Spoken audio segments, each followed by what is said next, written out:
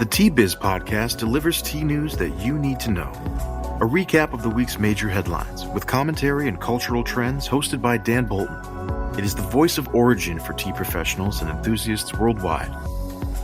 Think of us as a digital caravan of storytellers, bringing authentic, authoritative, and exclusive stories to you weekly from the tea lands.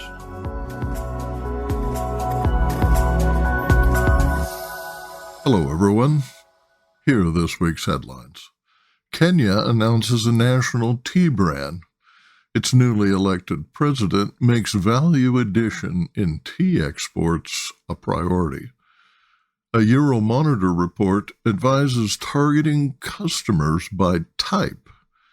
Lipton will launch a hard tea brand in 2023. Plus, Peris Mudida, Chief Executive Officer of the newly re-established Kenya Tea Board in Nairobi, describes KTB's mandate to regulate, sustainably develop, and promote the tea subsector. More in a minute, but first, this important message. What makes a perfect cup of Ceylon tea? The perfect cup is from the tea businesses that ensure the protection of all the children living within their tea estates. We salute Kailani Valley, Telawakili, Bogawantalawa, Harana, and Eliptia tea estates. Support Save the Children, Sri Lanka. President William Ruto, Kenya's new head of state, has directed the Ministry of Trade to develop a Kenya tea brand and to build processing and packaging facilities that will maximize foreign exchange earnings and guarantee farmers good returns. Kenya is the world's largest bulk black tea exporter, accounting for 28% of the global total, but only 5% of tea exports are packaged or otherwise enhanced in value. President Ruto announced that the government would work with industry players to build a shared value addition facility at Dongle Kundu in Mombasa to process and package tea.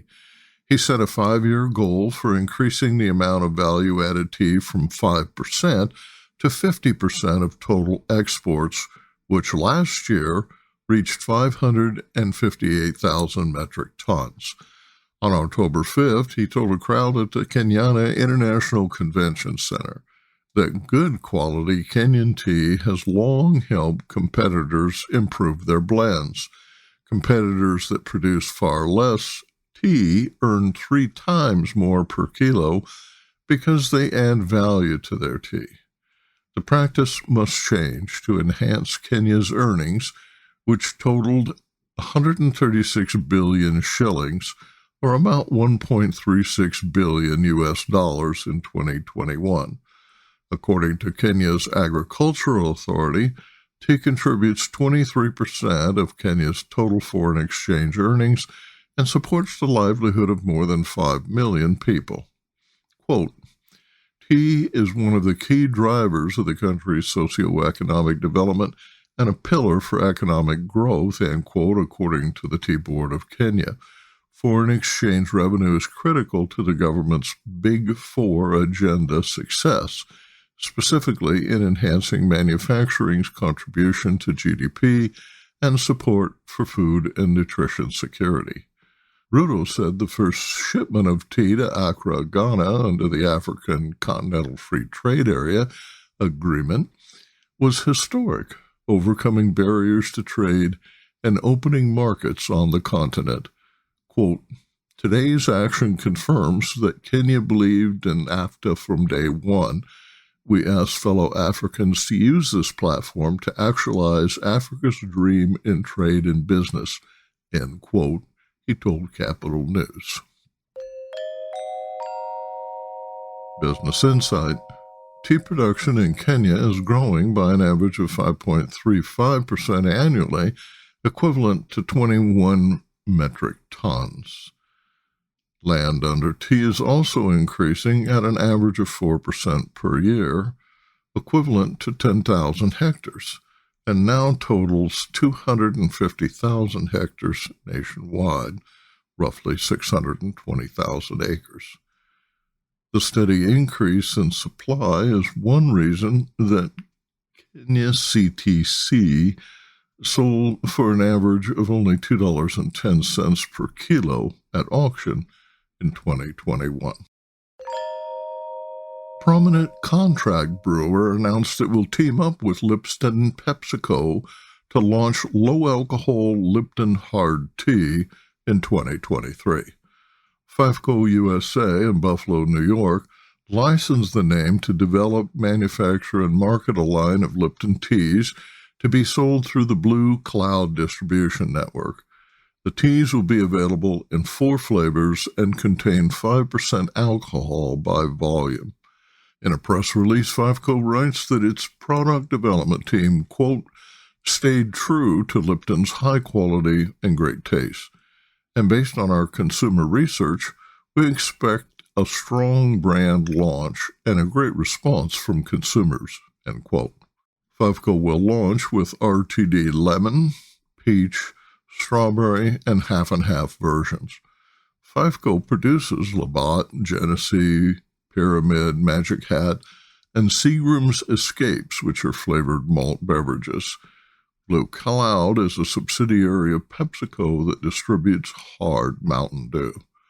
Category leader Twisted Tea, which launched in 2001, generates an estimated $60 million in annual sales for brand owner Boston Beer Company. Euromonitor's Understanding the Path to Purchase, a 57-page report with insights drawn from the market research firm's ongoing Voice of the Consumer Lifestyle Survey, is now available. The 2022 edition is the third in the series. Tea marketers heavily rely on demographics when targeting consumers. Millennials, for example, drink coffee and prefer sweet, fruit-flavored tea. Quote, I see almost a 50-50 split, says Starbucks tea development lead Christopher McNitt. Gen Z, ages 10 to 25, is far more likely to drink mostly tea. Quote, our Gen Z Zoomer demographic wants sweet herbal. They are very much more in the herbal space, preferring herbaceous blends, according to McNitt. Euromonitor cautions that demographics shouldn't be your sole directive when analyzing shopping behavior and purchase decisions. The marketer adds, this information alone will give you a skewed view of daily habits and long-term lifestyle choices. The report describes 8 cohorts, shared beliefs, and shopping behaviors. The most prevalent globally are secure traditionalists, 18% of the population, and undaunted strivers, representing 16% of the global population. Balanced optimists and empowered activists each make up 14% of the global population. 13% of the population are cautious spenders, and 10% are impulsive spenders. Minimalist seekers make up 9%, and conservative homebodies comprise 6% of the population. The report does not quantify which cohort drinks the most tea, but there are tea drinkers in every cohort. So, how do you blend for Gen Z? Knowing the flavors they savor is a start, says McNitt. Researching their beliefs and behaviors offers additional insights. Empowered activists, for example, value authenticity and strongly advocate for social, environmental, and political justice. According to Euromonitor, 83% try to positively impact the environment, and 81% say they can make a difference in the world through their choices and actions. They are most influenced by family and friends, consumer reviews, product labels, and packaging. 63% regularly purchase products in-store, and 47% shop online. They are least influenced by celebrity endorsements, bloggers, or social media influencers. Business Insight, Starbucks McNitt notes that when blending tea for Gen Z, quote, what we need to account for in the data is that when we're talking about tea, we're talking not just about Camellia sinensis. We are primarily talking about herbs, he said. Arvinda Anantharaman in Bengaluru reports on this week's tea auction prices. India Tea Price Report for the week ending October 1st, 2022. The quarterly report from the Investment Research and Credit Rating Agency is just out. According to the report, the high prices of orthodox tea that the Indian commodity market is enjoying will continue, thanks to the demand-supply mismatch emerging from the Sri Lankan tea production disruption. North India CTC prices have been up 5% year-on-year, aided by a rise in auction prices in August. The price premium for top-end CTC tea is expected to continue according to the report. The prices of CTC from South India for the period April to August 2022 have remained lower than the previous 2 5-month periods. The report also included exports. North Indian exports for the first half of 2022 were up 11.3 million kilos, which is about 24%, while South Indian exports reduced by 0.8 million kilos, about 2%. In auctions, Sale 39 saw good demand for orthodox and dust grades, with exporters active for orthodox teas and blenders for dust. Darjeeling teas averaged 288 rupees, which is lower than last week and much lower than the corresponding sale last year. Guwahati saw fair demand with major blenders active for both leaf and dust. Prices were similar to last week. Compared with the corresponding sale week last year, 2022 seeing improved prices, but not as good as 2020. In South India, sales and prices were similar to the previous week. In the Nilgiris, the tea board has fixed the average green leaf price for September at 15 rupees 82 paise. And now, a word from our sponsor. Q-Trade understands that a successful tea blend goes beyond the creative fusion of appearance, aroma, and flavor. Our multi-award-winning product development team is passionate about converting natural ingredients into sensory experiences that customers crave. Every recipe is formulated with a commercial backbone of dependable quality sourcing, with a pricing structure that supports a safe, regulated, profitable, and scalable blend. Q-Trade meets every brand's retail, food service, and e-commerce need. For more information, visit our website, qtradeteas.com. Last week, TBiz talked with Peris Mudida, Chief Executive Officer of the newly re-established Kenya Tea Board in Nairobi. Peris led the first Tea Board delegation to visit the North American Tea Conference in nearly a decade since the dissolution of the regulatory body in 2014. Founded in 1950 as an independent public body responsible for developing, promoting, and regulating Kenya's tea industry, in 2014 the Kenya Tea Board was dissolved in favor of a single agriculture and food authority housed within the Ministry of Agriculture. Peris Mudida, trained in the law, was named head of the AFA's Tea Directorate in 2020 after serving 6 years as the Ministry of Agriculture's Tea Regulation Legal Services Manager. In 2021, the newly reconstituted Tea Board seated elected representatives of smallholder cooperatives and associations, factory operators, large producers, tea traders, and the Kenya Tea Development Agency, a private consortium representing tea farms and factories responsible for producing 60% of the country's tea. As CEO, Peris works closely with the Ministry of Agriculture and the Ministry of Trade and is the official promoter of Kenya's tea industry worldwide. Joining us today is Kenya Tea Board Chief Executive Director Peris Mudida. Welcome to the podcast. Thank you.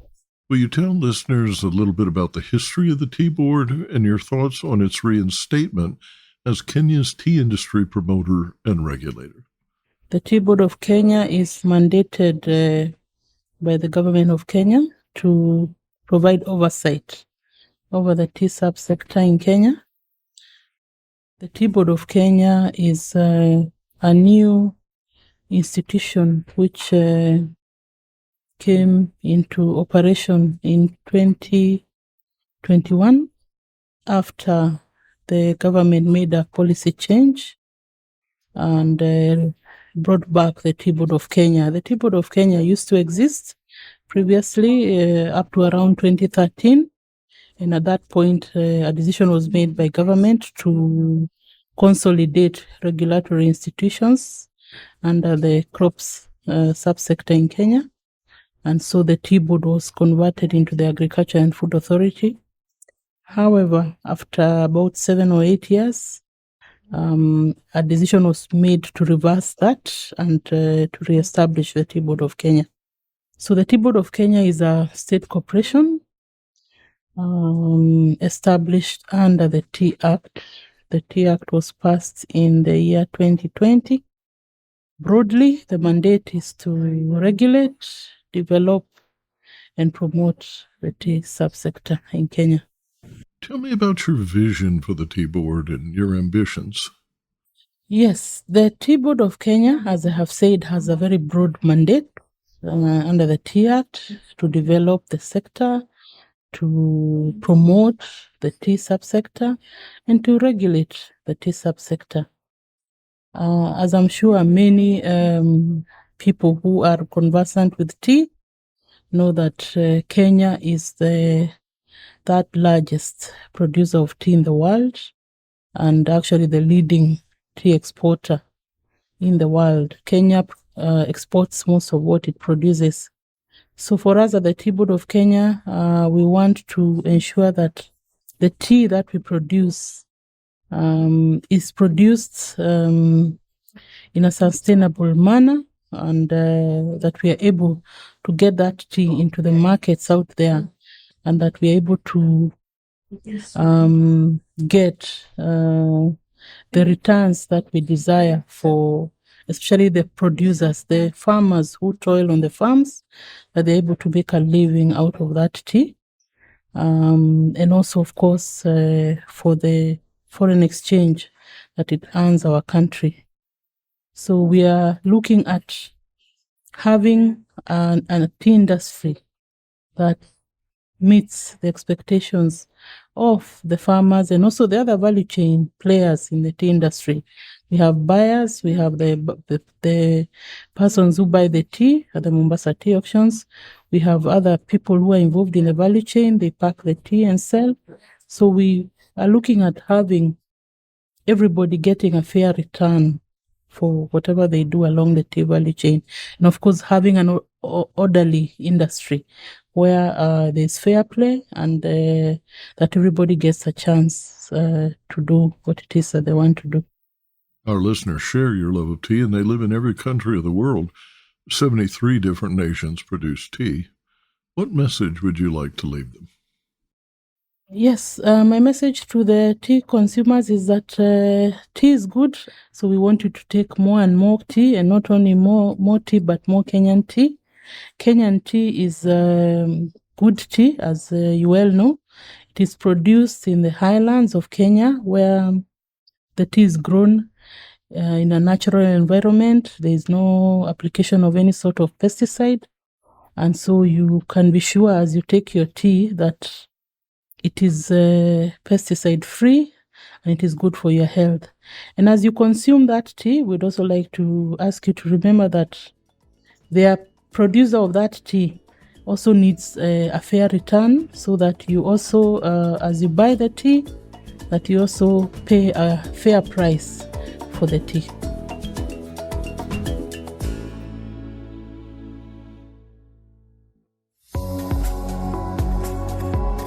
Intrigued by what you heard in today's podcast?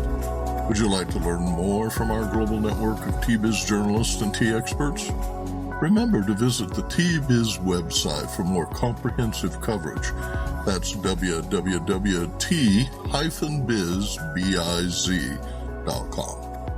Thanks for listening. Farewell till next week.